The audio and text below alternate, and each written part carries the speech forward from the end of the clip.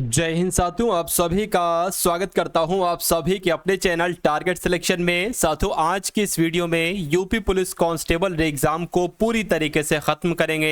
यानी कि जो भी साथियों यूपी पुलिस कांस्टेबल का सिलेबस है उस सिलेबस को पूरी तरीके से फिनिश करने की साथियों कोशिश करेंगे, क्योंकि आज की इस वीडियो में साथियों मैंने कुछ नहीं छोड़ा है। यानी कि हर एक टॉपिक को टच करती हुई निकलेगी ये वीडियो। मेरा मानना है कि अगर आप एग्जाम को पास करना चाहते हैं तो इस क्लास का एक सवाल का जवाब आपके मनोमस्तिष्क में साथियों स्टोर होना चाहिए। अगर ऐसा है तो मुझसे लिख कर ले लीजिएगा कि आपकी तैयारी साथियों मैं इस वीडियो के माध्यम से शानदार बना दूंगा। पहला सवाल आपकी स्क्रीन पर है कि पर्यावरण शब्द का साथियों संधि विच्छेद क्या होता है। तो आप लोग ध्यान रखेंगे, बचपन में आपने पढ़ा होगा साथियों एनवायरमेंट में परिधन आवरण या पर्यावरण का संधि विच्छेद होता है। उसके बाद देखिए कि इनमें से कौन सी भाववाचक संज्ञा है। देखिए जिसमें भी भाव नजर आए, भारत में भाव नहीं आ रहा है। भारत एक व्यक्तिवाचक संज्ञा है, लड़का एक जातिवाचक संज्ञा है, ठीक है ना। अगर बात करते हैं मित्रता शब्द की तो एक भाववाचक संज्ञा है। उसके अलावा पेड़ भी एक जातिवाचक संज्ञा है। अब उसके बाद देखिए अंक। देखिए अंक आपने सुना होगा कि अंक का मतलब क्या होता है। कहीं कहीं तो कहते हैं भाई अंक का मतलब संख्या होता है, यानी कि नंबर होता है, तो ये आपका नंबर हो जाएगा। और इसको साथियों गोद भी कहा जाता है। तो मैं कह सकता हूं कि अंक का एक मतलब तो संख्या होता है और एक मतलब गोद होता है। ये पॉइंट आप लोग ध्यान रखेंगे। अगला सवाल देखिए, चौथा व्यक्ति ज्यादा होशियार है। इस वाक्य में चौथा शब्द क्या है मुझे बताइए। देखिए ये व्यक्ति की विशेषता बता रहा है ना, चौथा शब्द जो है ना ये व्यक्ति की विशेषता बता रहा है। तो ये तो कंफर्म है कि ये चौथा शब्द विशेषण है। लेकिन अब क्या गुणवाचक विशेषण है? मैं कहूंगा नहीं। क्या क्रियावाचक विशेषण? मैं कहूंगा नहीं। ये साथियों संख्या बता रहा है ना कि चौथा व्यक्ति है या तीसरा व्यक्ति है, तो ये संख्यावाचक विशेषण हो जाएगा। उसके बाद देखिए दिए गए विकल्पों में से पंडित का स्त्रीलिंग साथियों क्या होता है मुझे बताइए। तो पंडित का क्या हो जाएगा? पंडिताइन हो जाएगा। आंसर आपका जाएगा ऑप्शन नंबर डी के साथ। अगला सवाल देखिए कि मैंने आम खा लिया। इस वाक्य में काल को आपको पहचानिए कि इसमें से साथियों काल कौन सा है बताइए। देखिए इस वाक्य को पढ़कर ऐसा लग रहा है कि काम अभी अभी पूरा हुआ, यानी कि आम जस्ट अभी अभी कुछ सेकंड पहले साथियों खाया हुआ है। तो कुल मिला के अगर आपको ऐसा लगे कि काम जस्ट अभी पूरा हुआ है तो वहां पर आसन्न भूतकाल वाला वो वाक्य हो जाएगा। राइट आंसर आपका जाएगा डी के साथ। अगला सवाल देखिए, लगभग साथियों यहां पर 37 सवाल लिए हैं हिंदी के, और आज आपका टारगेट कितना होने चाहिए? लगभग साथियों 24 से 25 के आसपास का आज आपका टारगेट होना चाहिए। तालव्य ध्वनि की अगर हम बात करते हैं तो ये साथियों क्या आ जाता है? चा, छा, जा, झा, हुआ, ये सब तालव्य के अंतर्गत आते हैं। उसके अलावा अगर बात करें साथियों या, ये भी तालव्य के अंतर्गत आता है। शा भी आता है, और छोटी ई और बड़ी ई साथियों ये भी तालव्य ध्वनियों के अंतर्गत आते हैं। तो मैं कह सकता हूं साथियों शा जो आपका होगा वो तालव्य ध्वनि ही होता है। अब उसके बाद देखिए किस क्रमांक में सुत और सूत, क्या सूत और सुत शब्द युग्म का सही अर्थ है। यानी कि आपसे पूछा जा रहा है कि सूत का मतलब क्या होता है और सुत का मतलब क्या होता है। देखिए आपने सुना होगा सुत का मतलब क्या होता है साथियों? पुत्र। और सुता का मतलब क्या होता है साथियों? आपने सुना होगा पुत्री, ठीक है ना। यानी कि ये तो कंफर्म हो गया कि इस सूत का मतलब हो जाएगा पुत्र। तो पुत्र कहां पर लिखा हुआ है? यहां पर लिखा हुआ है। और इस सूत का मतलब क्या होता है? सारथी होता है। तो मैं कह सकता हूं आंसर आपका जाएगा ऑप्शन नंबर ए के साथ। अगला सवाल देखिए, आपसे पूछा जा रहा है कि सन्मार्ग में संधि कौन सी है मुझे बताइए। साथियों सन्मार्ग की अगर हम बात करते हैं तो साथियों क्या हो जाएगा? यहां पर तो व्यंजन संधि है, इसलिए राइट आंसर अगर आपका है ऑप्शन नंबर बी तो मैं कहूंगा बिल्कुल करेक्ट। अब उसके बाद देखिए ज्ञानोदय शब्द में साथियों संधि कौन सी है मुझे बताइए। तो यहां पर साथियों यहां पर अगर बात करें तो यहां पर आपकी स्वर संधि हो जाएगी। कौन सी संधि? स्वर संधि हो जाएगी। उसी प्रकार निराधार में संधि बताइए। निराधन आधार हो जाएगा, यानी कि यहां पर विसर्ग लगेगा। तो जहां पर विसर्ग लगता है वहां पर आपकी विसर्ग संधि होती है। उसके बाद देखिए अगला सवाल है कि इसका विलोम आपसे पूछा जा रहा है, यानी कि उपकार का विलोम क्या होगा मुझे बताइए। साथियों देखिए एग्जाम डेट अब आपकी नजदीक है, तो मैं कहूंगा एक बार सरसरी नजर से आप क्या करके चले जाइएगा 2018 से लेकर 2024 तक के जितने पेपर हो चुके हैं कम से कम साथियों इनके रीजनिंग के कॉन्सेप्ट एक बार देखकर चले जाइएगा। हिंदी के क्वेश्चंस को देखकर आप लोग चले जाइएगा, और कुछ क्वेश्चन मैथ के देखकर आप लोग चले जाइएगा। मैं कहूंगा यहां से बहुत सारे प्रश्न आपको देखने को मिलेंगे, ठीक है ना। उसके अलावा साथियों 10 प्रैक्टिस पेपर भी आपको दिए जा रहे हैं, इनको भी सरसरी तौर से अगर आप देखकर चले जाते हैं तो मेरा मानना है कि एग्जाम आपका साथियों एग्जाम में 65 से 70% पेपर यहीं से आपका आ जाएगा। तो कुल मिला कि ये दोनों पीडीएफ आपको सिर्फ 45 रुपए में दी जा रही है। कैसे ये पीडीएफ ले सकते हैं, डिस्क्रिप्शन में साथियों लिंक है व्हाट्सएप पर पीडीएफ प्राप्त करने का। वहां पर जब आप लोग क्लिक करेंगे तो आप हमारे व्हाट्सएप पर आ जाएंगे। वहां पर आपको एक बारकोड दिया जाएगा, उस बारकोड पर 45 रुपए का आपको पेमेंट करके स्क्रीनशॉट भेजना होता है और ये पीडीएफ आपको साथियों दे दी जाएगी। तो अगर बात करें साथियों विलोम क्या होगा, उप की अगर बात करें तो अप हो जाएगा, यानी कि उपकार का विलोम क्या हो जाएगा, अपकार हो जाएगा। आंसर आपका जाएगा सी के साथ। अगला सवाल देखिए, यहां पर आपसे पूछा जा रहा है कि विलोम क्या होगा अनादर का, यानी कि अनादर का विलोम क्या होता है, तो आदर होता है। क्या होता है अनादर का, आदर होता है। अभिज्ञ का विलोम क्या होता है मुझे बताइए, तो अभिज्ञ का विलोम क्या होता है साथियों, अनभिज्ञ होता है। आंसर आपका जो जाएगा वो ऑप्शन नंबर बी के साथ जाएगा। उसके बाद देखिए अथ का विलोम क्या होता है, ये सभी विलोम शब्द बहुत पूछे जाते हैं। तो अथ का अगर आपसे विलोम पूछा जाए तो इति आपको बताना है। क्या आपको बताना है साथियों, इति आपको बताना है। करुण का साथियों क्या विलोम होगा मुझे बताइए, तो करुण का विलोम आप लोग ध्यान रखेंगे निष्ठुर होता है। क्या होता है साथियों, निष्ठुर होता है। आंसर आपका जाएगा डी के साथ। अगला सवाल आपके स्क्रीन पर है कि यातुधान का पर्यायवाची क्या होगा मुझे बताइए। तो एक तरीके से साथियों यहां पर निशिचर को क्या कहा जाता है, यातुधान कहा जाता है। यातुधान का पर्यायवाची निशिचर ही हो जाएगा। ग्रीवा का मतलब क्या होता है, बस फर्क कितना है, ये आपका तत्सम, मैं आपको कई बार बता चुका हूं, ये तत्सम है और ये आपका तद्भव है, यानी कि ग्रीवा को गर्दन भी कहा जाता है। उसके बाद देखिए रात की अगर बात करते हैं साथियों यहां पर कि रात का पर्यायवाची क्या हो जाएगा, तो क्या धाम हो जाएगा, नहीं साथियों त्रियामा हो जाएगा, यानी कि रात को रात्रि भी कहते हैं, त्रियामा भी कहते हैं। उसके बाद देखिए साथियों जिसकी आशा न की गई हो उसके लिए अगर मैं आपसे एक शब्द पूछूं तो आप साथियों यहां पर किसका चयन करेंगे मुझे बताइए। देखिए जिसकी आशा न की गई हो उसको अप्रत्याशित कहा जाता है। क्या कहा जाता है, उसको साथियों अप्रत्याशित कहा जाता है, यानी कि आंसर आपका जाएगा ऑप्शन नंबर बी के साथ। उसके बाद देखिए आदि से अंत तक, इसके लिए एक शब्द अगर मैं आपसे पूछूं या एग्जामिनर में एग्जाम में साथियों पूछा जाए तो आदोपांत आपको बताना है, यानी कि आदि से अंत तक के लिए एक शब्द आदोपांत ही हो जाएगा। अरण्य रोदन का मतलब क्या होता है साथियों मुझे बताइए, तो अरण्य रोदन का मतलब क्या, जोर जोर से रोना होता है, नहीं। जंगल में चुपचाप रोना होता है, नहीं। अकेले में बैठकर रोना होता है, तो नहीं। मैं कहूंगा व्यर्थ में अपनी विपदा सुनाना, एक तरीके से कहा जाता है कि क्यों अरण्य रोदन कर रहे हो, यानी कि बेकार में अपनी विपदा क्यों सुना रहे हो। उसके बाद देखिए जिसके पास कुछ भी नहीं होता है उसको क्या कहा जाता है, तो वो तो अकिंचन उसको कहा जाता है। क्या कहा जाता है, उसको अकिंचन कहा जाता है। साथियों हिंदी के प्रश्नों का जवाब आपको बहुत तेजी के साथ देना होता है, क्योंकि यहां पर समय बिल्कुल भी नहीं दिया जाएगा, क्योंकि समय आपके पास है ही नहीं। समय अगर होता आपके पास, एग्जाम में बहुत ज्यादा दिन होते तो मैं आपको समय देता, लेकिन साथियों मुझे तो पता है कि एक एक सेकंड, एक एक मिनट, एक एक घंटा आपका कितनी कीमती है। तो साथियों मैं बहुत सारे क्वेश्चंस आपको दे देता हूं मात्र 1 घंटे के माध्यम से। और आज की इस वीडियो में भी साथियों मैं आपको 1 घंटे में क्या क्या कराऊंगा पता है, हिंदी के 37 क्वेश्चन कराऊंगा। उसके अलावा 38 क्वेश्चन साथियों कराऊंगा किसके, जीके, जीएस, यूपी जीके के साथियों 38 क्वेश्चन कराऊंगा। उसके अलावा रीजनिंग के 10 क्वेश्चन और मैथ के 10 क्वेश्चन मैं आपको करवाने वाला हूं। मैं वो नहीं साथियों कि हिंदी के 37 क्वेश्चन में 1-1 घंटा आपका ले ले, जीके के क्वेश्चन में 1 घंटा ले ले, मैथ रीजनिंग के क्वेश्चन में साथियों 2 घंटे आपके ले ले, नहीं। 1 घंटे में पूरा निचोड़ सभी विषयों का, पूरे सिलेबस का रिवीजन आपका साथियों में करवा डालता हूं। चलिए अब यहां पर अगर बात करें पृथ्वी के 3 ओर से, पृथ्वी के 3 ओर पानी वाले स्थान को क्या कहा जाता है, तो क्या कहा जाता है, आपका राइट आंसर जो जाएगा वो प्रायद्वीप के साथ जाना चाहिए। यानी कि अब आपको पता चल गया कि प्रायद्वीप किसे कहा जाता है,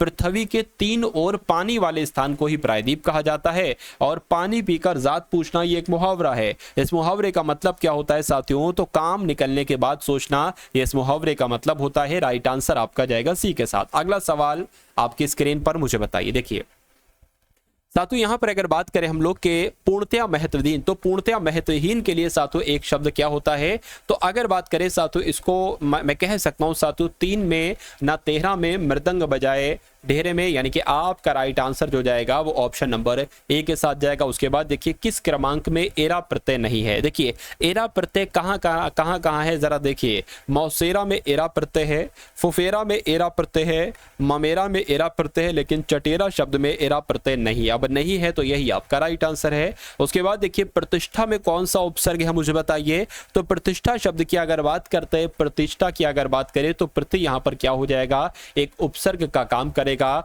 और यही आपका साथियों बिल्कुल करेक्ट आंसर है। गुरु दक्षिणा में समास मुझे बताइए कि गुरु दक्षिणा में आखिर कौन सा समास है। देखिए गुरु के लिए दक्षिणा नहीं कह सकता हूं, बिल्कुल कह सकता हूं, तो गुरु के लिए दक्षिणा के लिए जहां पर आ जाता है वहां पर आपका संप्रदान तत्पुरुष समास हो जाता है। अगला सवाल, निम्नलिखित में से कौन सा शब्द शुद्ध है। तो यहां पर साथियों 4 शब्द आपके सामने हैं, 4 शब्दों में से साथियों शुद्ध शब्द आपको बताना है। तो मैं कह सकता हूं कि यहां पर जो आपका इष्ट शब्द लिखा हुआ है ये बिल्कुल शुद्ध है, बाकी इंदु गलत है, लिखा हुआ है ईश्वर, लिखा हुआ ईश्वर होना चाहिए, स्त्री भी गलत लिखा हुआ है।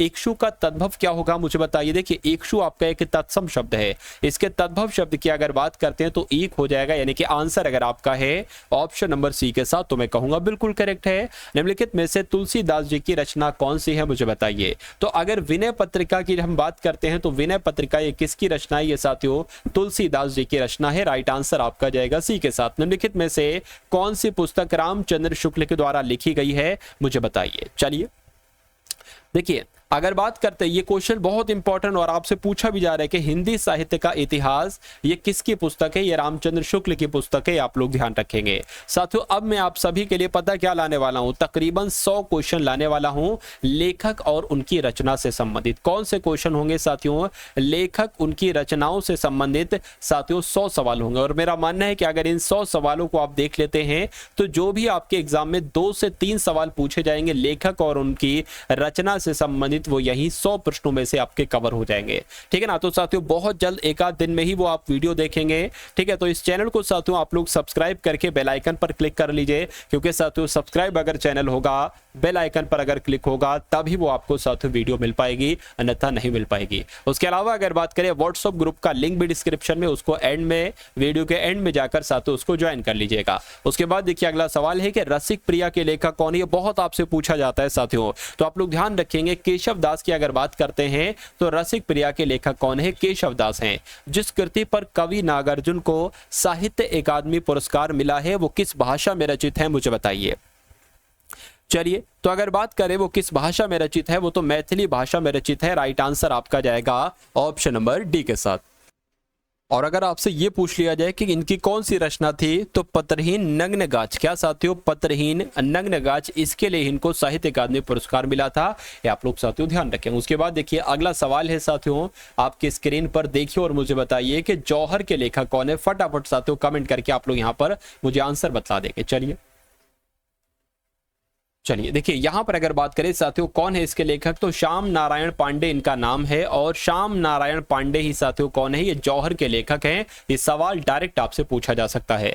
उसके बाद देखिए साथियों अगला सवाल है, आपके स्क्रीन पर देखिए और मुझे बताइए कि आंसर आपका क्या होगा। निम्नलिखित में से जितने शब्द आपको दिख रहे हैं, यानी कि विकल्पों में से किस विकल्प में सभी शब्द व्यक्तिवाचक संज्ञाएं हैं। तो व्यक्तिवाचक संज्ञाएं साथियों कहां कहां है, ये आपसे कुल मिला के पूछा जा रहा है, मुझे बताइए। देखिए पहले की अगर बात करते हैं राम, रामचरितमानस, गंगा, मिठास आपका बहुवचन हो जाएगा। अगर बात करते हैं साथियों आम, ये आपका एक जातिवाचक, क्योंकि आम कई सारे होते तो जाति हो गई। उसके अलावा ये भी भाववाचक आ गया, ठीक है ना। उसके अलावा पुस्तक भी भाववाचक आ गया। मैं कहूंगा राम एक व्यक्तिवाचक संज्ञा है, रामचरितमानस एक व्यक्तिवाचक संज्ञा, गंगा एक व्यक्तिवाचक संज्ञा है। तो आपका करेक्ट आंसर साथियों ऑप्शन नंबर ए के साथ जाएगा। और जिनका आंसर यहाँ पर ऑप्शन नंबर ए है तो मैं कहूंगा बिल्कुल करेक्ट है। अब साथियों हिंदी के आपने कितने क्वेश्चन देखे, हिंदी के आपने तो साथियों यहाँ पर 37 सवाल देखे। अब कितना स्कोर रहा साथियों मुझे नहीं आइडिया है, आप लोग कमेंट सेक्शन में बताएंगे। अब रीजनिंग के पूरे हम लोग 10 क्वेश्चन साथियों यहाँ पर देखेंगे और इन 10 क्वेश्चन में से मैं कह सकता हूँ आपसे क्या कि कम से कम 7 क्वेश्चन कीजिएगा। ये बहुत बड़ा मैंने एक तरीके से टारगेट आपको दे दिया, लेकिन नहीं साथियों, आप अगर एग्जाम को पास करना चाहते हैं तो 7 तक का आपका स्कोर होना चाहिए इन प्रश्नों को करने में, ठीक है ना। तो साथियों चलिए और आप लोग देखिए साथियों कौन कौन से क्वेश्चन है, इनके आंसर, इनके सही जवाब कैसे क्या सॉल्यूशन होगा इनका। देखिए पहला सवाल आपके स्क्रीन पर है, किसकी बात की गई है कि रमन कक्षा 10 का विद्यार्थी है, यानी कि वो अपनी कक्षा में ऊपर से 16वें स्थान पर है और नीचे से 49वें स्थान पर है। मान लीजिए अगर साथियों एक लिस्ट लगी हुई है, अरे भाई लिस्ट ऐसे ही तो होती है, ये ऐसे करके होती ना। मान लीजिए ऊपर से इसको देखते हैं, किसको, रमन को। तो रमन का अगर ऊपर से साथियों जो स्थान आता है वो कितना आता है, वो 16 आता है। लेकिन अगर इसको नीचे से काउंट करते हैं लिस्ट में साथियों तो इसका कितना स्थान आता है,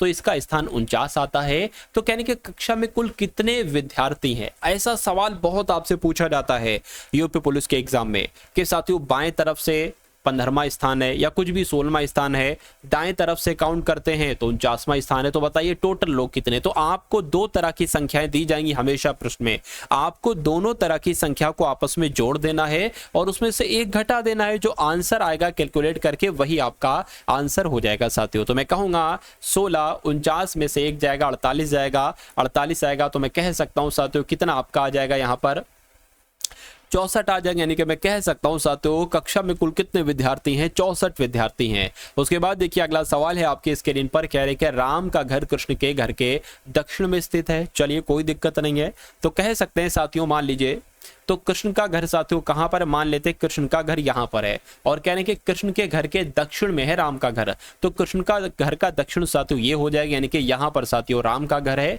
उसके बाद कह रहे हैं कि गोविंद का घर कृष्ण के घर के पूरब में है, तो कृष्ण के घर का पूरब यही तो होगा, तो इधर को किसका घर है साथियों, इधर को गोविंद का घर है। ये बात आपको समझ में आ गई। उसके बाद कह रहे हैं कि तो राम का घर, ठीक है ना, ये राम का घर गोविंद के घर से किस दिशा में है, तो साथियों इस दिशा में है। मैं कहूंगा ये दिशा आपकी होती है दक्षिण और ये दिशा आपकी होती है साथियों पश्चिम, तो ये बीच में है ना, तो मैं कहूंगा दक्षिण पश्चिम में है, यानी कि राम का घर गोविंद के घर से दक्षिण पश्चिम में है, ठीक है ना। तो दक्षिण पश्चिम कहां पर लिखा हुआ है, ऑप्शन नंबर डी में लिखा हुआ है, तो यही आपका बिल्कुल करेक्ट आंसर हो जाता है। उसके बाद देखिए अगला सवाल है साथियों आपके स्क्रीन पर, देखिए और मुझे बताइए कि आपका सही जवाब क्या होगा। बिल्कुल वैसे ही साथियों मैंने क्वेश्चंस लिए हैं जैसे आपके एग्जाम में पूछे जाएंगे, हूबहू साथियों वैसे क्वेश्चन जैसे जिस टाइप के आपके एग्जाम में आएंगे। देखिए अब यहां पर अगर बात करें, एक घर का दरवाजा उत्तर दिशा की ओर है, चलिए कोई दिक्कत नहीं, एक घर का दरवाजा जो है ना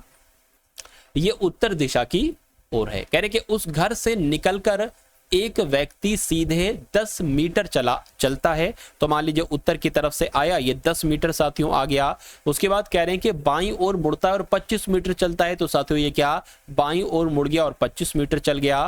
कह रहे हैं कि वह फिर दाएं मुड़ता है और 5 चलता है, दाएं मुड़ता है और 5 चलता है, फिर दाएं मुड़ता है और 25 चलता है, फिर से साथियों दाएं मुड़ता है और 25 चलता है, यानी कि यहां पर आ गया है। तो वह अपने घर से कितनी दूरी पर है, उसका घर ये था, अभी वो यहां पर है, ये दूरी 10 हो गई, कितनी हो गई 10 हो गई, और ये दूरी कितनी हो गई, यहां पर ये कितनी थी 5 थी, तो ये भी 5 हो गई, यानी कि 10 और 5 कितना हो जाएगा 15 मीटर हो जाएगा। तो मैं कह सकता हूं कि वो अपने घर से कितनी दूरी पर है, 15 मीटर पर है, और यही आपका बिल्कुल सही जवाब है भाई, बहुत बढ़िया, वेरी गुड क्लास। चलिए साथ उसके बाद देखिए अगला सवाल है कि निम्नलिखित प्रश्न में दी गई 5 त्रिअंकीय यानी कि 3-3 अंकों की 5 संख्याएं हैं, ठीक है ना।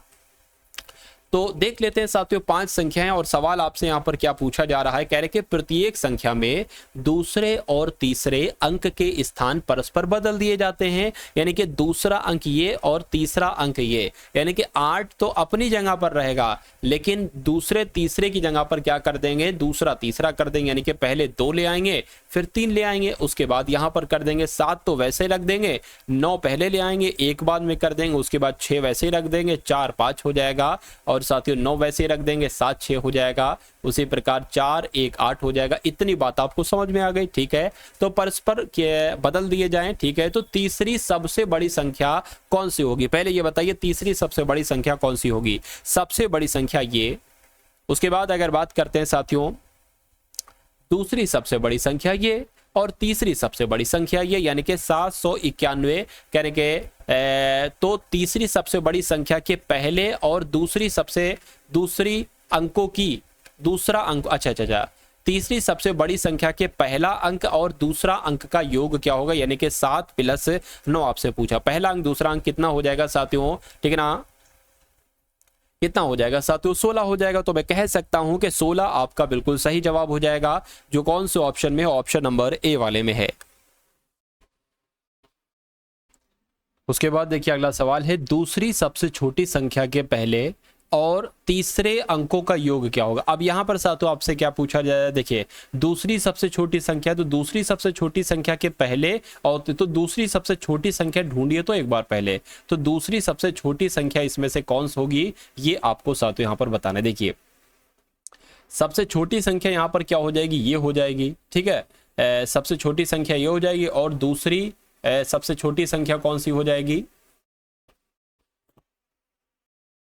654 हो जाएगी। तो 654 के साथ तो क्या कहा गया है, पहली और तीसरी संख्या का योग क्या होगा, यानी कि 6 + 4 कितना होगा साथियों, 10 होगा। तो 10 देखिए क्या ऑप्शन में कहीं पर है, तो मैं कहूंगा बिल्कुल ऑप्शन में है, ऑप्शन नंबर बी वाले में है, और यही आपका साथियों क्या होगा, बिल्कुल सही और बिल्कुल सटीक जवाब हो जाएगा। उसके बाद देखिए अगला सवाल है आपसे, अब यहाँ पर पूछा यह जा रहा है कि यदि अंग्रेजी वर्णमाला को विपरीत क्रम में लिखा जाए, आप बचपन से साथियों इसको क्या एक क्रम से लिखते होगे, ABCDEFGH करके, लेकिन यहां पर कहा जा रहा है कि अंग्रेजी वर्णमाला को विपरीत क्रम में लिखा जाए, यानी कि साथियों Z फिर Y फिर उसके बाद X, ठीक है ना, ऐसे करके। तो हम कोशिश करते हैं कि इधर से अगर लिखेंगे तो ये विपरीत क्रम सही तो लिख जाएगा। तो साथियों ABCDEFGHIJKLMNOPQRSTUV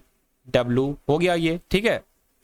चलिए W के बाद X और Y। तो कहा गया है कि यदि अंग्रेजी वर्णमाला को विपरीत क्रम में लिखा जाए तो बाईं ओर से, अब बाईं ओर से 15वां अक्षर क्या होगा, यानी कि इस तरफ से 15वां अक्षर क्या होगा। तो 1 2 3 4 5 6 7 8 9 10 11 12 13 14 15, ठीक है ना। तो कहां पर आ गया, L पर आ गया। तो 15वां अक्षर क्या होगा, L होगा। तो L आपका बिल्कुल सही जवाब हो जाएगा, जो कौन से ऑप्शन में है, ऑप्शन नंबर डी वाले में है। उसके बाद देखिए निम्नलिखित का सही संबंध दर्शाने वाली आकृति का चयन कीजिए, धूम्रपान करने वाले, वकील और धूम्रपान नहीं करने वाले। तो अगर बात करें देखिए यहाँ पर आकृति तो दी गई नहीं है, कोई आकृति नहीं दी गई, तो इसका कैसे बन सकता है। मान लीजिए वकील ये हो गए, अब कुछ वकील जो है ना वो धूम्रपान करते हैं, ठीक है, धूम्रपान करने वाले इतने हो जाएंगे, धूम्रपान पर करने वाले वकील, ठीक है। तो ऐसे करके साथियों ये कुछ बन सकता है। चलिए, और अगर बात करें साथियों कुछ वकील ऐसे हो जाएंगे जो धूम्रपान नहीं करेंगे। चलिए भाई, ठीक है, तो कुछ इस टाइप से बनेगा। खैर आकृति नहीं, आकृति होती तो सही तरीके से मैं आपको समझा सकता था। उसके बाद देखिए यहां पर साथियों अगर बात करते हैं हम लोग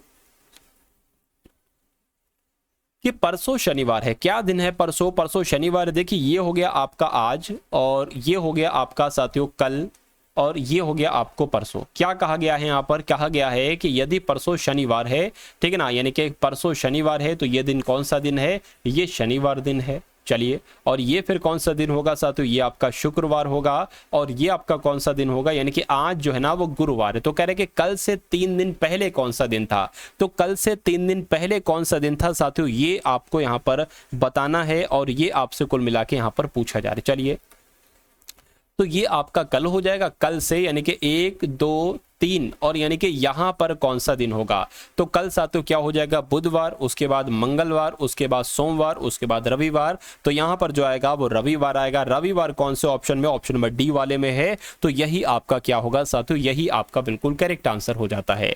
अब उसके बाद देखिए साथियों अगर आप सिलेक्शन लेना चाहते हैं तो क्लास में आप लोग बने रहिए। यहां तक आपने कॉन्सेप्ट को तैयार किया है, आने वाले क्वेश्चंस में साथियों जो कॉन्सेप्ट होंगे उनको भी आप लोग तैयार कीजिएगा, क्योंकि ज्ञान जो मिलना चाहिए साथियों वो ज्ञान अधूरा नहीं मिलना चाहिए। अगर किसी क्लास को तैयार किया जा रहा है तो उसको कुछ साथियों रणनीति से तैयार किया जा रहा है, उसको कुछ सोच समझकर तैयार किया जा रहा है कि हाँ भाई आज की इस वीडियो में इतने इतने कॉन्सेप्ट कंप्लीट कर दूंगा और इतने इतने नंबर की आपकी तैयारी हो जाएगी। तो आप अगर किसी क्लास को पूरा नहीं देखेंगे तो कैसे साथियों आपका सिलेक्शन हो पाएगा। ठीक है, अब साथियों जो भी क्लासेस आ रही है एग्जाम तक आपकी जो भी क्लासेस आएंगी वो आपके लिए क्लासेस कम साथियों एक तरीके से परीक्षा वाला कंटेंट ज्यादा होगा, यानी कि परीक्षा के लिहाज से जो सबसे इंपॉर्टेंट है, जो पूछा ही पूछा जाता है सिर्फ वही आपको पढ़ाया जा रहा है, बाकी इधर का उधर का कुछ नहीं आपको पढ़ाया जा रहा है। तो बस आपको साथियों मन लगाकर पढ़ना है जितनी भी चीजें आपको दी जा रही है एग्जाम से पहले। और आप देख रहे होंगे साथियों टारगेट सिलेक्शन पर डेली 2 से 3 क्लासेस आपको दी जा रही हैं। इतनी वीडियोस आप लोग साथियों डेली देखा करिए। देखिए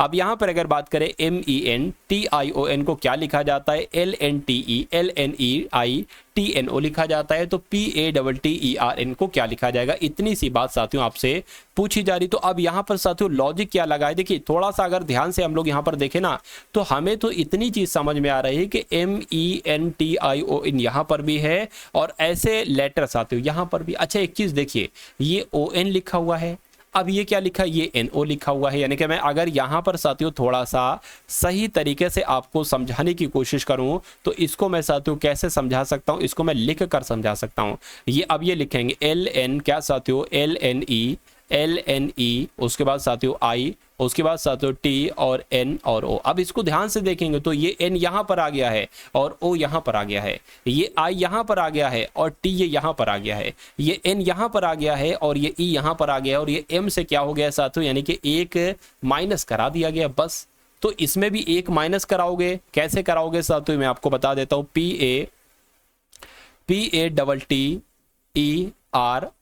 तो इसमें अगर साथियों माइनस कराओगे तो O आएगा। O सिर्फ और सिर्फ साथियों ऑप्शन नंबर ए में, इसको लगा के आगे बढ़ जाना है आपको एग्जाम में, लेकिन यहाँ पर हम लोग पूरा देखेंगे। T आ जाएगा यहाँ पर, ये A आ जाएगा साथियों यहाँ पर, ये E आ जाएगा यहाँ पर, ये T आ जाएगा साथियों यहाँ पर, ठीक है ना। उसके बाद साथियों N यहाँ पर आ जाएगा, R यहाँ पर आ जाएगा। तो आंसर आपका कुल मिला के ऑप्शन नंबर ए के साथ। उसके बाद देखिए अगला सवाल है साथियों आपके स्क्रीन पर, देखिए कि अब इसमें से आपको बताना है कि सबसे अलग कौन सा है, सबसे साथियों भिन्न कौन सा है, बुद्धिमान, चतुर, मूर्ख या साथियों सुंदर, बताइए। देखिए बुद्धिमान तारीफ है, चतुर कह दो बुद्धिमान है एक तरीके से, ठीक है ना। बुद्धिमान कहोगे किसी को तारीफ है, चतुर कह दो तो ठीक है, अच्छी बात है कि बड़े चतुर हो, तो सुंदर कह दो ये भी तारीफ, लेकिन मूर्ख कहोगे तो इंसान नाराज हो जाएगा, जबकि इन सब में नाराज नहीं होगा। तो सबसे विषम यहाँ पर कौन सा है, मैं कहूँगा ऑप्शन नंबर सी वाला सबसे अलग है, सबसे विषम है। उसके बाद देखिए अब साथियों यहाँ पर अगर बात करते हैं तो सामान्य ज्ञान के आपके यहाँ पर क्वेश्चन जो है ना वो शुरू हो चुके हैं। तो सामान्य ज्ञान के पूरे साथियों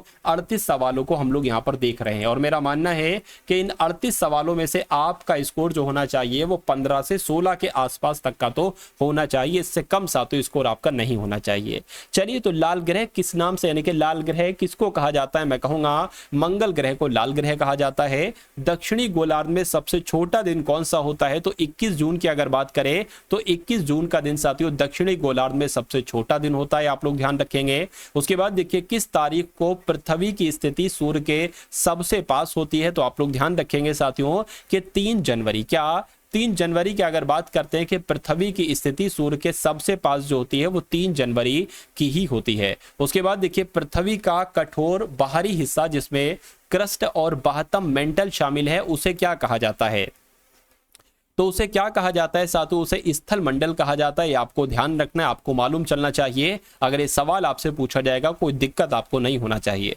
उसके बाद देखिए यूरोप में उच्चतम पर्वत शिखरों में से एक माउंट एल्ब्रूस है, बिल्कुल, तो है तो ये यूरोप महाद्वीप पर, लेकिन कौन से देश में स्थित है आपसे यहाँ पर पूछा जा रहा है, तो मैं कहूंगा ये तो रूस में स्थित है। ये कहां पर साथियों, ये रूस में स्थित है, ये आप लोग ध्यान रखेंगे, आंसर आपका जाएगा सी के साथ। यानी कि जो माउंट एल्ब्रूस है ना ये कहां पर स्थित है, ये साथियों रूस में स्थित है। उसके बाद देखिए अगला सवाल है कि विश्व का सबसे बड़ा गर्म मरुस्थल कौन सा है, तो किसकी बात चल रही है साथियों, सहारा मरुस्थल की बात चल रही है। यानी कि आप लोग ध्यान रखेंगे साथियों कि विश्व का सबसे बड़ा गर्म मरुस्थल जो है वो सहारा मरुस्थल है। उसके बाद देखिए मेरियाना खाई किसके लिए जानी जाती है, यानी कि किसके लिए प्रसिद्ध है, तो सबसे अधिक ज्वालामुखी के लिए नहीं, सबसे अधिक है मूंगे के लिए तो नहीं, पृथ्वी पर सबसे गहरे बिंदु के लिए जानी जाती है मोरियाना खाई, तो बिल्कुल सही साथियों आंसर आपका जाएगा ऑप्शन नंबर सी के साथ। दुनिया का सबसे छोटा देश कौन सा है, तो दुनिया के सबसे छोटे देश की जब हम बात करते हैं तो वेटिकन सिटी ही दुनिया का सबसे छोटा देश है। उसके बाद देखिए निम्नलिखित में से पोलैंड की राष्ट्रीय मुद्रा क्या है, मुझे बताइए। तो अगर बात करते हैं साथियों यहाँ पर कि पोलैंड की राष्ट्रीय मुद्रा क्या है, तो जुलॉटी की अगर बात करें, जुलॉटी ही साथियों पोलैंड की राष्ट्रीय मुद्रा है। उसके बाद देखिए हवा में निम्नलिखित में से कौन सी गैस है प्रधान रूप में विद्यमान होती है, तो सबसे ज्यादा जो पाई जाती है वो नाइट्रोजन गैस पाई जाती है, और यही आपसे कुल मिला के पूछा जा रहा है। उसके बाद देखिए अगला सवाल है कि सागौन के जंगल भारत के निम्नलिखित में से किस राज्य में पाए जाते हैं, मुझे बताइए। तो अगर बात करें साथियों क्या हिमाचल प्रदेश में, मैं कहूंगा बिल्कुल सही, हिमाचल प्रदेश में ही सागौन के जंगल साथियों पाए जाते हैं। किस राज्य में, हिमाचल प्रदेश में। उसके बाद देखिए निम्नलिखित में से कौन भारत का सबसे बड़ा राष्ट्रीय उद्यान है, बताइए। तो तो अगर बात करते हैं साथियों हेमिस राष्ट्रीय उद्यान की, तो ये भारत का सबसे बड़ा राष्ट्रीय उद्यान है, ये आप लोग ध्यान रखेंगे। यानी कि आंसर अगर आपका है ऑप्शन नंबर बी के साथ, तो बिल्कुल करेक्ट है। मिट्टी यानी कि कौन सी मिट्टी भारत में सर्वाधिक मात्रा में पाई जाती है, यानी कि सबसे ज्यादा अगर बात करते हैं साथियों कौन सी मिट्टी पाई जाती है, तो मैं कह सकता हूं साथियों जलोढ़ मिट्टी पाई जाती है। कि नीचे इसका आंसर है, नीचे भी नहीं है साथियों, जलोढ़ मिट्टी आप लोग ध्यान रखेंगे, सी डाल के साथियों कर लेंगे। जलोढ़ मिट्टी भारत में सबसे ज्यादा पाई जाती है। उसके बाद देखिए भारत के किस राज्य में सबसे बड़ी अंतर्देशीय लवणीय आर्द्र भूमि है, ये आपसे यहाँ पर पूछा जा रहा है, मुझे बताइए। तो अगर बात करते हैं साथियों राजस्थान की, तो आप लोग ध्यान रखेंगे भारत के राजस्थान में ही सबसे बड़ी अंतर्देशीय लवणीय आर्द्र भूमि है। तो साथियों ये सवाल ये समझ लीजिए, ये सवालों का जो सिलसिला आपके लिए चल रहा है ये नजदीकी अगर बात करें तो नजदीक आपको लेता जा रहा है सिलेक्शन से। यानी कि जैसे जैसे साथियों क्लासेस को आप लोग देखते जा रहे हो, कंटेंट को आप लोग तैयार करते जा रहे हो, आपके बीच की और सिलेक्शन के बीच की साथियों दूरी ये समझ लीजिए बहुत तेजी के साथ कम होती जा रही है। और मैं आपको साथियों उस मुकाम तक पहुंचा दूंगा कि समझ लीजिए आपके और आपके सिलेक्शन की बिल्कुल भी दूरी नहीं होगी। यानी कि आप सिलेक्शन को अपनी मुट्ठी में कर लेंगे, उस मुकाम तक साथियों मैं आपको पहुंचा दूंगा, बशर्ते लेकिन इसके लिए कुछ तपस्या आपको करना पड़ेगी, कुछ काम आपको करना पड़ेगा। साथियों लगभग जितनी भी 20 दिन की क्लासेस हैं, जितनी भी साथियों 20 दिन की क्लासेस है उनको आप लोग तैयार कर लीजिए। टारगेट सिलेक्शन पर जो पड़ी है वीडियोस वाले सेक्शन में, लाइव वाले सेक्शन में, उसके अलावा आने वाले जो चंद दिन बचे हैं उनमें जो कंटेंट आपको दिया जाए उनको अगर आप कर लेते हैं तो इस मुकाम तक तो मैं आपको साथियों बहुत आराम से पहुंचा दूंगा। अब देखिए यहां पर अगर बात करें बिनसर का जंगल, ये भारत के किस पड़ोस क्षेत्र में है, मुझे बताइए। तो अगर बात करते हैं उत्तराखंड की, तो आप लोग इतना ध्यान रखेंगे कि जो बिनसर के जंगल है ये उत्तराखंड में है। उसके बाद देखिए अगला सवाल है साथियों आपकी स्क्रीन पर कि भारत में एक वित्तीय वर्ष की अवधि क्या होती है, बताइए। तो 1 जनवरी से 31 दिसंबर नहीं, 1 मार्च से 30 अप्रैल नहीं साथियों, 1 अप्रैल से 31 मार्च, ये आप सभी लोग जानते होंगे कि ये एक वित्तीय वर्ष कहा जाता है, यानी कि फाइनेंशियल ईयर कहा जाता है। उसके बाद देखिए अगला सवाल है साथियों आपकी स्क्रीन पर कि आयात पर कर, क्या साथियों आयात पर कर ये काय का एक उदाहरण है, व्यापार की शर्तों का एक उदाहरण है, ऋणाधार का एक उदाहरण है, व्यापार अवरोधों का एक उदाहरण है, या विदेशी व्यापार का एक उदाहरण है, आपसे कुल मिला के पूछा जा रहा है। तो ये व्यापार अवरोधों पर एक उदाहरण है, आंसर आपका जाएगा सी के साथ। एक्सरे का आविष्कार साथियों किसके द्वारा किया गया, हेनरी बेसेमर के द्वारा नहीं, विलियम के रोंटेजन के द्वारा, बिल्कुल सही। यानी कि एक्सरे का आविष्कार साथियों किसने किया था, विलियम के रोंटेजन ने किया था। भारत में प्रथम न्यूक्लियर रिएक्टर साथियों क्या है, इसका नाम आपसे यहां पर पूछा जा रहा है। तो अगर बात करते हैं अप्सरा की, तो आप लोगों को यह याद रखना है कि भारत में जो पहला न्यूक्लियर रिएक्टर है इसका नाम क्या है साथियों, अप्सरा इसका नाम है। इतनी सी बात आप लोग ध्यान रखेंगे। चलिए उसके बाद देखिए अगला सवाल है साथियों आपके स्क्रीन पर कि भारी जल की खोज किसने की। तो इनका नाम की अगर बात करें साथियों यूरे, आप लोग ध्यान रखेंगे यूरे के द्वारा ही भारी जल की खोज की गई, यानी कि राइट आंसर आपका जाएगा ऑप्शन नंबर डी के साथ। ऋग्वेद में निम्नलिखित में से किस देवता की सर्वाधिक महत्ता का वर्णन किया गया है, ये आपसे यहाँ पर पूछा जा रहा है साथियों। डायरेक्ट आपसे एग्जाम में साथियों ये प्रश्न आपसे पूछा जाता है। तो इन सभी सवालों को आप साथियों तैयार करते रहिए, ठीक है ना। देखिए अगर सवाल की बात करते हैं तो आप लोग ध्यान रखेंगे कि इंद्र की अगर बात करें तो ऋग्वेद में इंद्र देवता की सर्वाधिक यानी कि सबसे ज्यादा महत्ता का वर्णन है। निम्नलिखित में से कौन सा ज्ञान के सिद्धांत पर बल देता है। तो ज्ञान के सिद्धांत पर तो साथियों उपनिषद बल देता है। क्या उपनिषद जो है ना साथियों ज्ञान के सिद्धांत पर बल देता है। उसके बाद देखिए अगला सवाल है कि उपनयन समारोह से क्या तात्पर्य है, मुझे बताइए। तो अगर बात करें बच्चों को एक औपचारिक नाम दिया जाता है, नहीं। बच्चों को सूर्य और चंद्र के औपचारिक दर्शन कराए जाते हैं, नहीं। उपनयन समारोह में बच्चे को पवित्र जनेऊ धारण कराया जाता है। आप लोग ध्यान रखेंगे एग्जाम के लिहाज से, एग्जाम के पॉइंट ऑफ व्यू से ये क्वेश्चन बहुत इंपॉर्टेंट है। उसके बाद देखिए हर्षवर्धन के शासन काल के दौरान निम्नलिखित में से कौन सी नई राजधानी थी जो थानेश्वर से स्थानांतरित हुई थी। तो अगर बात करें साथियों कन्नौज आपका राइट आंसर हो जाएगा, यानी कि हर्षवर्धन के शासन काल के दौरान, ठीक है ना, कन्नौज नई राजधानी थी जो थानेश्वर से स्थानांतरित हुई थी। उसके बाद देखिए 1556 ईस्वी में पानीपत का द्वितीय युद्ध किनके मध्य लड़ा गया था, मुझे बताइए। तो अगर बात करते साथियों कि अकबर और हेमू के बीच लड़ा गया था, तो मैं कहूंगा बिल्कुल सही। 1556 में जो पानीपत का दूसरा युद्ध हुआ था, ये अकबर और हेमू के बीच ही लड़ा गया था। जब ईस्ट इंडिया कंपनी की स्थापना हुई थी, तब भारत पर निम्नलिखित में से किसका शासन था? तो भारत पर साथियों किसका शासन था? मुगल सम्राट का, ठीक है ना, शासन था। ये आपको मालूम होना चाहिए। राइट आंसर आपका जाएगा ऑप्शन नंबर सी के साथ। अगला सवाल आपकी स्क्रीन पर कि निम्नलिखित में से कौन सा दूसरा प्रांत था जिसने सहायक संधि को स्वीकार किया था? मुझे बताइए। तो अगर बात करें कि दूसरा प्रांत, वो मैसूर था जिसने सहायक संधि को स्वीकार किया था। उसके बाद देखिए कि कब ब्रिटिश सरकार ने भारत में सरकार की संरचना में कुछ सुधारों की घोषणा की, जिन्हें मार्ले मिंटो सुधार के रूप में जाना जाता है? मुझे बताइए। यानी कि यहां पर आपका राइट आंसर जो होगा वो किस ऑप्शन के साथ जाएगा? 1909 के साथ आपका आंसर जाएगा। यानी कि 1909 में ब्रिटिश सरकार ने भारत में सरकार की संरचना में कुछ सुधारों की घोषणा की थी, जिन्हें मार्ले मिंटो सुधार के नाम से जाना जाता है। डलहौजी ने गवर्नर जनरल था। डलहौजी ने भारत में ब्रिटिश साम्राज्य के लिए किसको, अवध को कब्जे में लिया था? यानी कि किसके माध्यम से अवध को कब्जे में लिया था? तो मैं कह सकता हूं साथियों, राज्य में अव्यवस्था के माध्यम से अवध को कब्जे में लिया था। या आप सभी लोगों को याद रखना है, मालूम रखना है। उसके बाद देखिए कि स्थायी बंदोबस्त सबसे पहले शुरू की गई थी, यानी कि कहां पर शुरू की गई थी, आपसे यहां पर पूछा जा रहा है। मुझे बताइए। तो अगर बात करते हैं साथियों, बंगाल और बिहार में स्थायी बंदोबस्त सबसे पहले शुरू की गई थी। राइट आंसर आपका जाएगा ए के साथ। भारत में पहली रेलगाड़ी किस वर्ष में और किन दो स्थानों के बीच चलाई गई थी? तो 1853 में चलाई गई थी। कहां चलाई गई थी? बंबई सूरत के मध्य नहीं साथियों, बंबई थाने के बीच चलाई गई थी। यानी कि आपका राइट आंसर जाएगा ऑप्शन नंबर सी के साथ। उसके बाद देखिए चौरी चौरा भारत के किस राज्य में हुआ था? तो ये चौरी चौरा कहां पर हुआ था? उत्तर प्रदेश में हुआ था। इसलिए जिनका भी आंसर, जो लोग भी ऑप्शन नंबर बी के साथ है, मैं कहूंगा बिल्कुल सही हो। और असहयोग आंदोलन साथियों कब वापस ले लिया गया था? तो ये डेट आप लोग ध्यान रखेंगे, फरवरी माह 1922 में असहयोग आंदोलन को वापस लिया गया था। अमृतसर में जलियांवाला बाग कुख्यात जंग संहार किस दिन घटित हुआ था? तो ये साथियों 13 अप्रैल 1919 को घटित हुआ था। ये सवाल भी आपसे कई बार पूछा जा चुका है। उसके बाद देखिए गांधी जी ने जून 1904 में डरबन के बाहर बस्ती नामक एक सामुदायिक क्रियाशील मठ की स्थापना की थी, ठीक है ना। तो यहां पर साथियों अगर बात करें, आप लोग भी यहां पर साथियों ध्यान रखेंगे कि महात्मा गांधी जी के द्वारा जून 1904 में डरबन के बाहर बस्ती, ठीक है ना, डरबन के बाहर बस्ती नामक एक समुदाय, ठीक है ना, में सामुदायिक मठ की स्थापना की थी। साथियों यहाँ पर एक खाली जगह है, उस खाली जगह को ही आपको क्या करना है, उस खाली जगह को भरना है। यहाँ पर साथियों एक खाली जगह है, देखिए। तो अगर बात करते हैं साथियों, आप लोग भी यहाँ पर ध्यान रखेंगे और आपको ध्यान कुल मिला के ये रखना है कि गांधी जी ने जून 1904 में डरबन के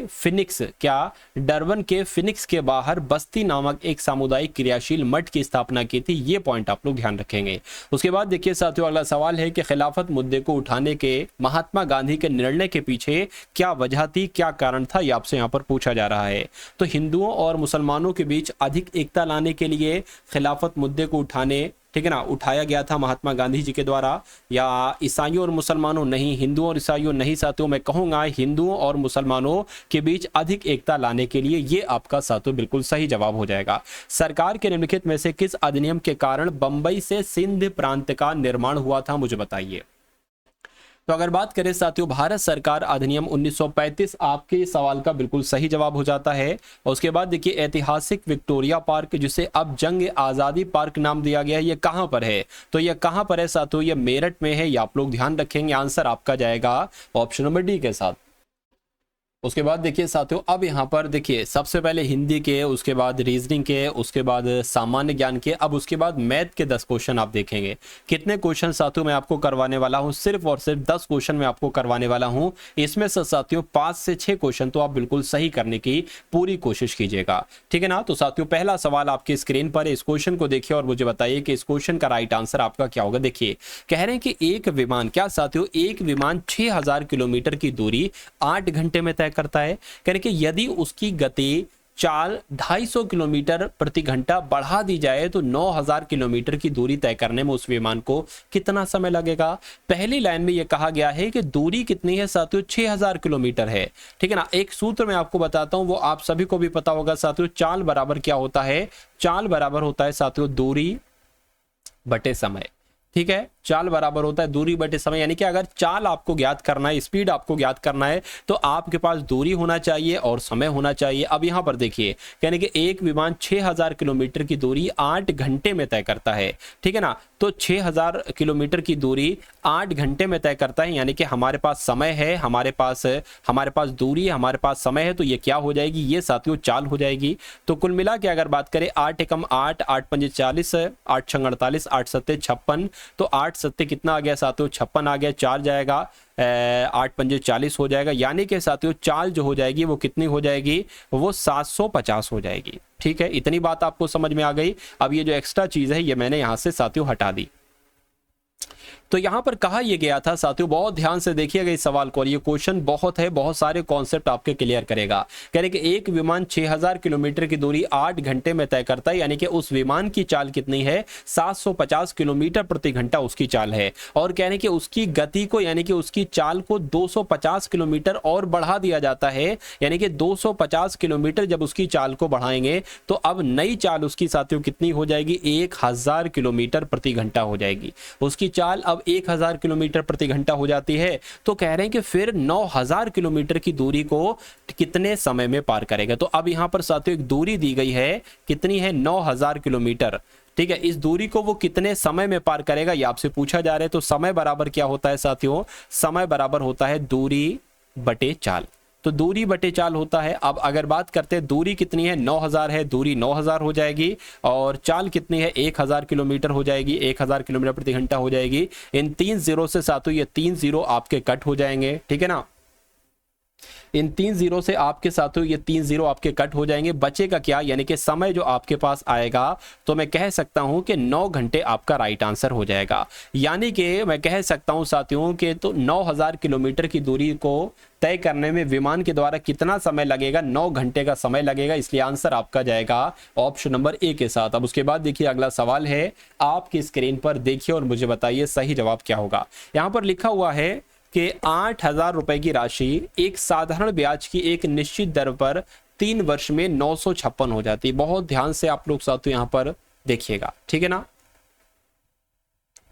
चलिए, तो अब यहां पर अगर बात करते हैं साथियों, तो यदि ब्याज की दर 4% बढ़ा दी जाए, पहले ब्याज की दर तो ज्ञात कर लो, यानी कि पहले आप एक काम करो, दर ज्ञात कर लो। ठीक है, तो दर बराबर क्या होता है साथियों, साधारण ब्याज गुणा 100 बटे पी यानी कि मूलधन और साथियों टी यानी कि समय।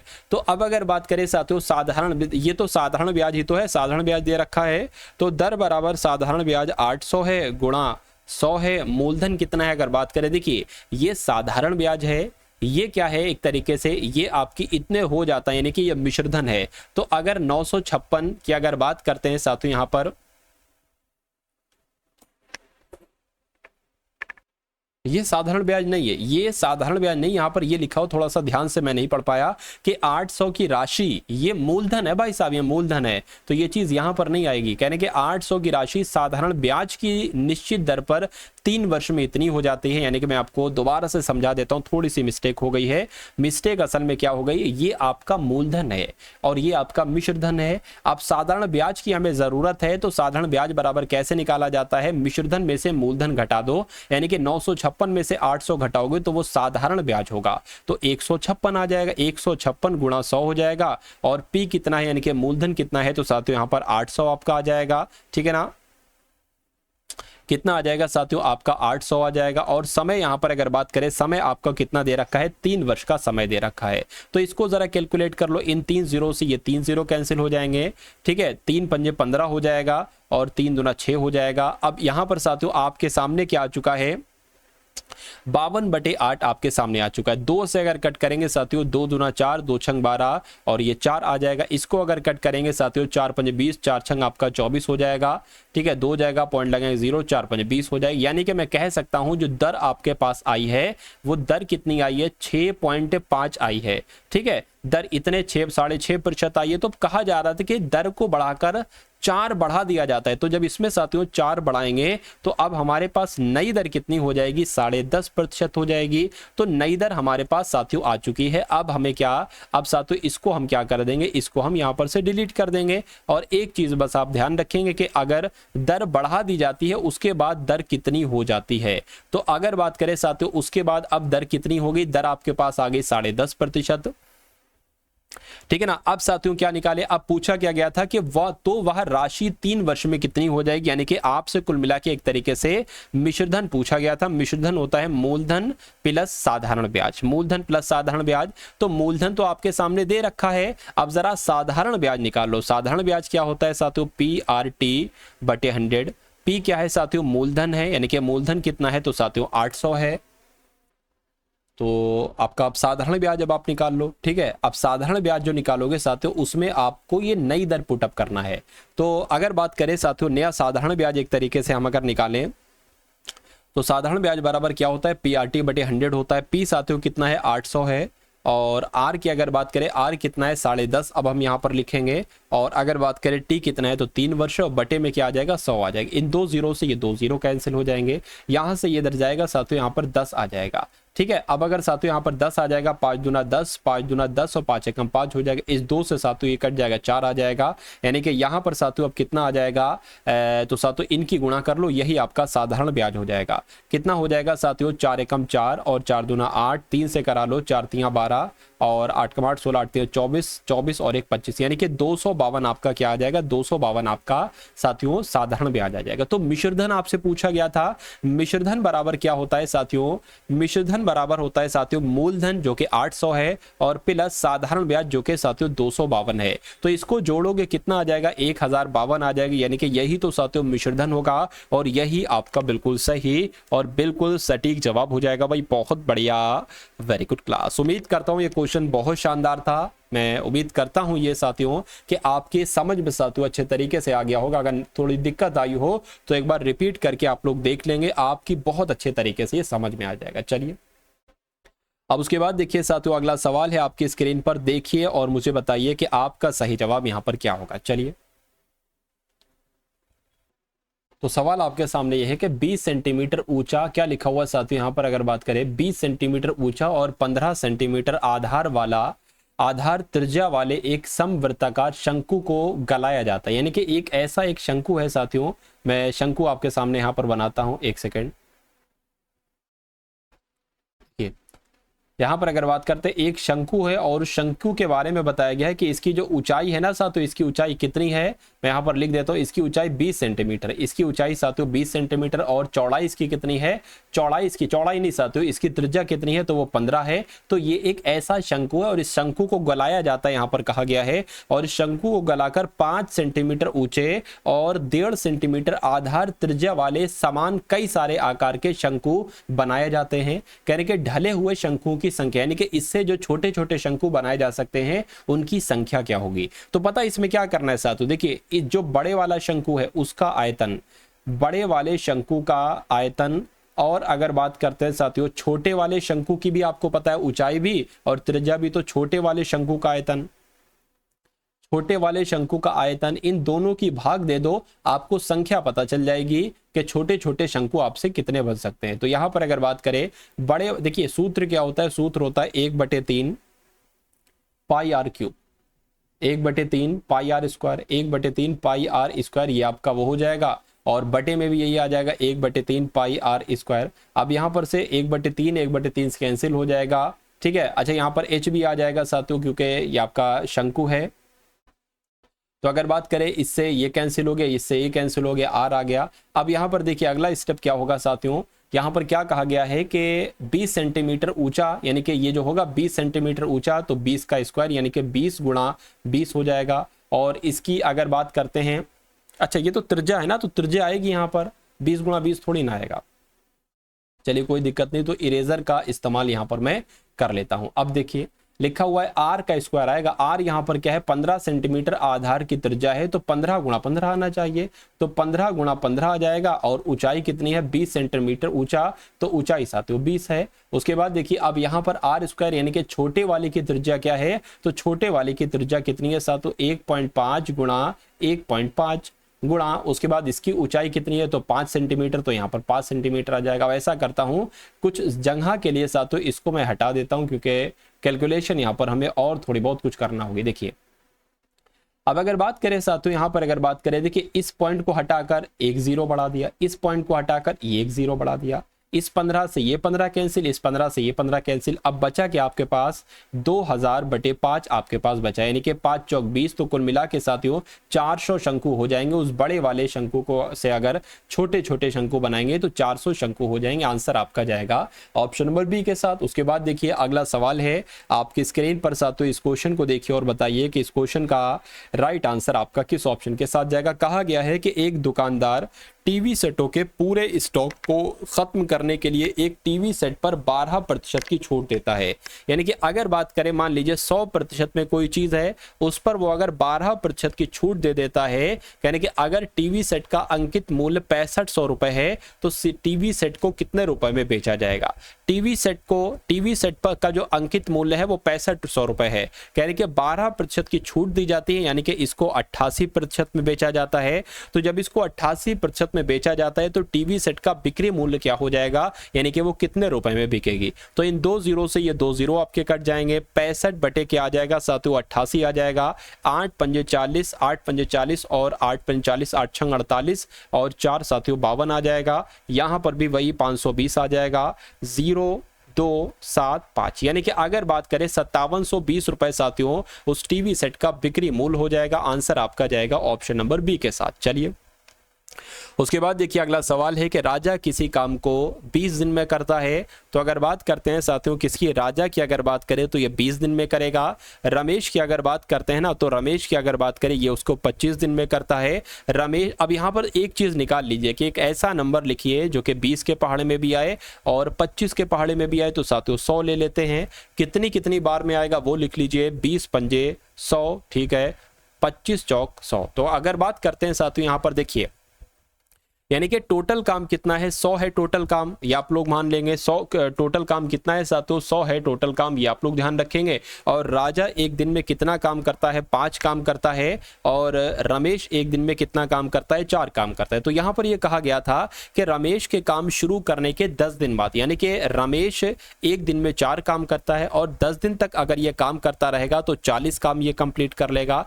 टोटल काम है 100, जब रमेश ने 10 दिन काम किया अकेले 40 काम कर लिया, अब काम कितना बचा है 60 काम बचा है। तो अब कह रहे हैं कि 10 दिन के बाद राजा ने काम शुरू किया जो एक दिन में 5 काम करता है। तो कह रहे हैं कि पूरा कार्य कितने दिन में खत्म होगा। 10 दिन तो साथियों इसने काम किया, राजा ने नहीं, रमेश ने काम किया, ठीक है ना। अब साथियों ये अकेला कौन काम करेगा, अच्छा क्या कार्य शुरू करने के 10 दिन बाद राजा ने काम शुरू किया, तो अब राजा काम करेगा जो कि साथियों, ठीक है ना। देखिए एक सेकंड, रमेश के काम शुरू करने के बाद राजा ने काम, अच्छा अब जो है पहले 10 दिन इसने काम कर लिया, किसने, रमेश ने। अब दोनों लोग काम करेंगे, तो अब जो दोनों लोग काम करेंगे तो दोनों एक दिन में कितना काम कर पाएंगे, ये 5 करता है राजा, ये 4 करता है, तो एक दिन में दोनों 9 काम कर रहे हैं। टोटल काम अब बचा है 60, एक दिन में काम हो रहा है 9। तो अब अगर बात करते हैं साथियों यहाँ पर इसको जरा कट कीजिए, कितने दिन में ये 60 काम निपट पाएगा, इसको जरा कट कीजिए साथियों। देखिए 3 तिया 9 और 3 दूना 6, यानी कि ये आ जाएगा। इसको अगर और कट करें साथियों, देखिए इसको अगर और कट करें तो 3 छंग 18 हो जाएगा, कितना बचेगा 2 बचेगा, यानी कि 6 सही 2/3 दिन। 10 दिन इधर काम हुआ जो कि रमेश ने करा, 6 दिन इधर काम हुआ, तो 10 दिन ये पूरा और 6 दिन ये पूरा, 16 दिन 2/3 दिन साथियों इस काम को लगेंगे। तो ऐसा कहां पर लिखा हुआ है 16 सही 2/3 दिन, ऐसा ऑप्शन नंबर डी में लिखा हुआ है। तो यही आपका साथियों बिल्कुल सही और बिल्कुल सटीक जवाब हो जाता। भाई बहुत बढ़िया, वेरी गुड क्लास। चलिए साथियों उसके बाद देखिए अगला सवाल है आपकी स्क्रीन पर, इस क्वेश्चन को देखिए और मुझे बताइए कि आपका यहाँ पर जो है ना वो सही जवाब किस ऑप्शन के साथ जाएगा। देखिए एक कॉलेज में चुनाव हुए हैं, कहने के जो उम्मीदवार हैं उम्मीदवार को 62% मत प्राप्त हुए हैं। कॉलेज में हुए चुनावों में एक उम्मीदवार को 2 उम्मीदवार होंगे, तो एक को जब 62% मत मिले हैं तो उसके अलावा दूसरे वालों को साथियों कितने मिलेंगे, 38% मत मिलेंगे, ठीक है ना। 38% मत मिलेंगे। कह रहे हैं कि उसे 144 मतों के अंतर से चुना गया, यानी कि इसमें जो अंतर होगा, जो गैप होगा वो कितना होगा, वो 144 होगा। लेकिन अगर यहाँ पर अंतर की बात करते हैं साथियों तो कितना हो जाएगा, 12 में से 8 जाएगा, 12 में से 8 जाएगा, 4 बचेगा, 5 में से इतना, तो साथियों ये 24 बचे, यानी कि 24 जो है ना वो साथियों 144 के बराबर है। तो कहने के डाले गए कुल मतों की संख्या क्या है, यानी कि अगर 24% 144 के बराबर है तो 100% की वैल्यू क्या हो जाएगी, आपसे पूछा जा रहा है। तो 144 बटे 24 गुणा 100, तो इसको जरा कट कीजिए, 12 दूना 24 और यहाँ पर 12 आ जाएगा, 2 की अगर कट करें 6 आ जाएगा, यानी कि कुल मिला के कितने डाले गए मतों की संख्या है, 600 है। तो इसलिए 600 आपका राइट आंसर हो जाएगा, जो किस ऑप्शन में है, जो ऑप्शन नंबर ए वाले में है। उसके बाद देखिए अगला सवाल है, यहाँ पर अगर बात करें साथियों, यहाँ पर अंडर रूट लगा लीजिए, अंडर रूट लगा हुआ है। तो कहने के 1.21 का और 0.09 का माध्य आपसे यहाँ पर कुल मिला के पूछा जा रहा है साथियों। चलिए कोई दिक्कत नहीं है, इस क्वेश्चन को देखिए साथियों और करने की कोशिश करिए कि इस क्वेश्चन को आप किस टाइप से कर पाएंगे। चलिए देखिए यहाँ पर अगर बात करें अंडर रूट 1.1 और अगर बात करते हैं साथियों ये आ जाएगा। अब यहाँ पर अगर करें तो यहाँ पर नीचे 100 आ जाएगा, बिल्कुल। यहाँ पर अगर करें यहाँ पर भी 100 आ जाएगा। अब अंडर रूट में 121 है जो कि 11 का स्क्वायर होता है, तो 11 आ जाएगा। उसके अलावा अगर बात करें साथियों यहाँ पर अगर बात करें तो यहाँ पर ये 3 का स्क्वायर हो जाएगा, तो यहाँ पर 3 बार आ जाएगा। यहाँ पर साथियों क्या आपका बाहर आ जाएगा, यहाँ पर आपका जो बाहर आ जाएगा वो 100, क्योंकि 2 बार 100 लिखा है ना, तो 100 बाहर आपका आ जाएगा। तो 33 बटे यहाँ पर 100 हो जाएगा। इसको अगर और कैलकुलेट करेंगे तो अगर बात करें, देखिए आपको भी पता होगा नीचे अगर 2 0 होते हैं तो 2 0 कट के 2 नंबर के बाद पॉइंट लग जाता है, तो कुछ ऐसे करके आंसर आएगा। और ऐसे करके आंसर कहां पर लिखा हुआ है, मैं कहूंगा ऑप्शन नंबर ए में साथियों ऐसा आंसर लिखा हुआ है, इसलिए यही आपका क्या होगा, यही आपका बिल्कुल करेक्ट आंसर हो जाता है। भाई बहुत बढ़िया, वेरी गुड क्लास। चलिए उसके बाद देखिए अगला सवाल है आपकी स्क्रीन पर, देखिए और मुझे बताइए। यहां पर लिखा हो कि एक फैक्ट्री में प्रति 9 में से 1 महिला कामगार है, यानी कि इसमें पुरुष भी कामगार हैं, पुरुष लोग भी काम कर रहे हैं एक फैक्ट्री में और महिला लोग भी काम कर रही हैं। यहाँ पर पहली लाइन में कहने का मतलब यह है कि एक फैक्ट्री में प्रति 9 में से 1 महिला कामगार है, यानी कि अगर 9 पुरुष होंगे तो 1 महिला होंगी, इसका मतलब ये है साथियों, ठीक है ना। तो कुल मिला के अगर बात करें, ये हम 9x और x के अनुपात में इसको रख सकते हैं, बिल्कुल रख सकते हैं। यानी कि अगर महिला कामगारों की संख्या 125 है, यहाँ पर तो महिला कामगारों की संख्या x दे रखी है, यानी कि x बराबर अगर 125 है तो 9x बराबर क्या हो जाएगा, कुछ नहीं, 125 की 9 से गुणा करा लो, 125 की 9 से गुणा करा लो आपको। अरे भाई महिलाओं की संख्या तो आपको पता चल गई कि अगर महिलाएं 125 हैं तो पुरुष कितने होंगे, देखिए 9 पंजे 45 हो जाएगा, 9 दूना 18 साथियों और 22, 2 आ गया आपका, 9 एकम 9 और आपका 11 हो जाए, यानी कि पुरुषों की संख्या 1125 होगी, महिलाओं की संख्या 125 होगी। तो कहने के कामगारों की कुल संख्या क्या होगी, यानी कि महिला पुरुष कितने होंगे, यानी कि 1125 प्लस 125 आपसे पूछा जा रहा है साथियों कितने हो जाएंगे। चलिए तो 5 और 5 0, 2 2 4 और 1 1 साथियों 2 और 1, यानी कि 1250 हो जाएंगे। 1250 कौन सा ऑप्शन में है,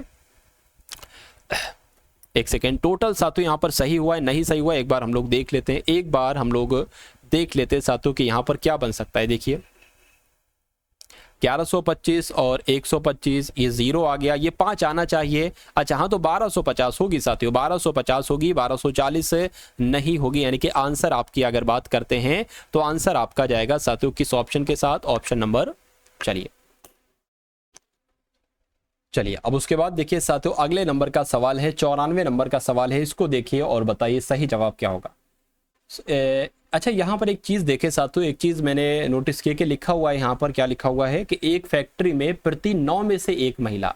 अब यहाँ पर एक चीज़ ये बदल भी सकती है, देखिए 9 में से 1 महिला, इसको थोड़ा सा मैं क्या करता हूँ, थोड़ा सा साथियों इसको इरेज करने की मैं कोशिश करता हूँ। देखिए यहाँ पर क्या है कि 9 में से 1 महिला, यानी कि 1 महिला है, तो अगर टोटल पुरुष महिला अगर 9 है तो 9 में से 1 महिला है और 8 पुरुष होंगे साथियों, तो जो अनुपात बनेगा वो 8x और x का अनुपात बनेगा। लेकिन हमने क्या गलती से बना दिया, 9x और 1 का अनुपात बना दिया। लेकिन कोई दिक्कत नहीं साथियों, जब आप इसका अनुपात बनाएं, यानी कि अगर x बराबर क्या है 125 है तो 8x बराबर क्या हो जाएगा, ये आप लोग कैलकुलेट कीजिएगा और फिर 125 को और उसको जोड़ दीजिएगा, आपके पास इसमें से ही कोई ऑप्शन वाला आ जाएगा। खैर अगला अगला सवाल देखिए साथियों, अब यहाँ पर अगर बात करें कि निम्नलिखित का मान ज्ञात आपको करना, ये सब अंडर रूट में है। अंडर रूट में 156.25 है प्लस अंडर रूट में 0.0081 है माइनस अंडर रूट में 0.0361 है। तो इसको आपको कैलकुलेट करना है। देखिए ये किसका एक तरीके से मैं कहूं साथियों, ये किसका क्यूब होता है, ये किसका क्यूब होता है, ये किसका क्यूब होता है बताइए। तो ये 125 का क्यूब होता है। अब 2 नंबर के बाद लगा है पॉइंट, तो जब 125 100 गुणा 125 बाहर आएगा, ठीक है ना, 125 गुणा 125 अंडर रूट में रहेगा तो 125 बाहर आएगा। पॉइंट की वजह से यहाँ पर 1 नंबर के बाद 125 आ जाएगा। प्लस देखिए ये किसका एक तरीके से स्क्वायर, सॉरी ये 125 का स्क्वायर होता है साथियों, ठीक है ना, मैंने क्यूब बोल दिया शायद, ये स्क्वायर होता है। चलिए और ये किसका क्यूब होता है 125, ये 5 का क्यूब होता है। 5 का स्क्वायर 25 और 5 का क्यूब 125। चलिए तो ये 125 का स्क्वायर हो गया। अब ये किसका स्क्वायर होता है, ये साथियों 9 का स्क्वायर होता है। तो पॉइंट लगने की वजह से साथियों क्या आ जाएगा 0 पॉइंट, ठीक है ना, 0.09 यहाँ पर आ जाएगा। माइनस 361 की अगर बात करते हैं 19 का स्क्वायर आ जाएगा, यानी कि अगर बात करें 0.19 आ जाएगा। अब इसको कैलकुलेट आप कर लीजिए, यानी कि 12.5 में साथियों 0.09 को जोड़िए जरा, 12.5 की अगर बात करते हैं तो यहां पर साथियों अगर 9 को जोड़ने की कोशिश करें तो कितना हो जाएगा, यहां पर 9 आ जाएगा, ठीक है ना, और यहां पर साथियों 5 आ जाएगा आपका, उसके बाद साथियों यहां पर 2 आ जाएगा और यहां पर 12 आ जाएगा। इतनी बात साथियों आपको समझ में आ चुकी होगी। चलिए अब अगला काम क्या करिए कि अब साथियों 12.59 में से ये घटा दीजिए। तो 12.59 में से कितना घटा देंगे साथियों, 9 घटा देंगे, 0 आ जाएगा, 4 आ जाएगा और यहाँ पर 12 आ जाएगा। यानी कि 12.40 कहाँ पर लिखा हुआ है, ऑप्शन नंबर सी में लिखा हुआ है। तो यही आपका साथियों बिल्कुल सही जवाब हो जाता है। उसके बाद देखिए अगला सवाल है आपकी स्क्रीन पर साथियों, देखिए और मुझे बताइए कि यहाँ पर आपका राइट आंसर क्या हो सकता है। यहाँ पर लिखा हुआ है 400 + 16 भाग 0.2 और यहाँ पर साथियों भाग का निशान है, ये क्या है, ये भाग का निशान है और साथियों 0.05 और का प्रश्नवाचक प्रतिशत बराबर 1700। देखिए अगर हम साथियों इसको एक सही तरीके से लिखे तो 400 प्लस, अब यहां पर अगर बात करें इसको साथियों देखिए 100, अगर बात करें साथियों 16 भाग है ना, तो साथियों नीचे आपका आ जाएगा ये, और ये भाग साथियों कितना आ जाएगा 0.05 आ जाएगा। का मतलब गुणा होता है प्रतिशत की अगर बात करें तो प्रतिशत, प्रश्नवाचक चिन्ह प्रतिशत लगा हुआ है ना, तो नीचे 100 आ जाएगा बराबर साथियों 1700 यहाँ पर आ जाएगी, 1700 लिखा हुआ है। इसको अगर कट करें साथियों यहाँ पर 0 आ जाएगा, पॉइंट हटा के इसको कट करके 880 आ जाएगा, यानी कि साथियों 400 + 80। अब ये भाग लिखा हुआ है ना साथियों, तो नीचे यहाँ पर आ जाएगा 0.05। इसको अगर यहीं पर कैलकुलेट करें तो पॉइंट लगा के 00 यहाँ पर आ जाएगा, यानी कि 5 की अगर बात करें तो 5 कम 5 आ जाएगा, 30 हो जाएगा, 5 × 30 यानी कि 1600, यानी कि इस पूरी की जगह पर 1600 आ जाएगा। तो हम एक स्टेप कम करके 1600 यहाँ पर क्या कर लेते हैं, लिख लेते हैं। तो 400 + 1600 और गुणा प्रश्नवाचक चिन्ह बटे 100। एक काम करो साथियों, प्रश्नवाचक चिन्ह क्या आ गया, प्रश्नवाचक चिन्ह बराबर ये 100 की गुणा 1700 में हो जाएगी, तो ये आपका हो जाएगा 00 इसमें ही लगा दिया। अब इतनी बात आपको समझ में आ गई, बिल्कुल समझ में आ गई। अब अगर बात करते हैं साथियों 400 जो है ना वो इसमें से माइनस हो जाएगा। क्या अगर बात करते हैं साथियों, ये काम करो साथियों यहाँ पर थोड़ा सा अगर आप ध्यान लगाकर देखेंगे तो यहाँ पर एक चीज क्या है, यहाँ एक चीज रहेगी, ये देखिए ब्रैकेट लगा हुआ है और इस ब्रैकेट का मतलब होता है कि ये चीज सबसे पहले सॉल्व होगी, ठीक है ना, यानी कि यहाँ पर भी साथियों हम ब्रैकेट लगाएंगे, ठीक है। और अगर बात करते हैं साथियों हम क्या करेंगे, हम यहाँ पर भी ब्रैकेट, क्योंकि ये 1600 जो है ना ये इसको कैलकुलेट करके आया, तो इसको साथियों अब हम क्या कर लेंगे, जोड़ लेंगे, यानी कि 1600 400 कितना हो जाएगा, 2000 हो जाएगा। और साथियों क्या प्रश्नवाचक चिन्ह बराबर साथियों यहाँ पर आपका क्या हो जाएगा, एक तरीके से यही हो जाएगा 1,70,000 कुल मिला के हो जाएगा। अब देखिए ये 2000 जो है ना इसके भाग में आ जाएगा, 2000 इसके नीचे आगे, इसको हटा दो यहाँ से, यानी कि आप प्रश्नवाचक चिन्ह की वैल्यू आपसे पूछी जा रही तो वैल्यू आपकी आगे, बस इसको साथियों कट कर देना, 3 0 से 3 0, इसको इससे कट करोगे 2 8 16, 2 5 10 हो जाएगा, यानी कि 85 आपका साथियों बिल्कुल सही आंसर आ जाएगा, जो कि इस ऑप्शन में लिखा हुआ है, जो ऑप्शन नंबर डी में लिखा हुआ। भाई बहुत बढ़िया, वेरी गुड क्लास। तो ये कुल मिला के साथियों क्लास आपको कैसी लगी, पूरे 1 घंटे की क्लास आपको दी गई।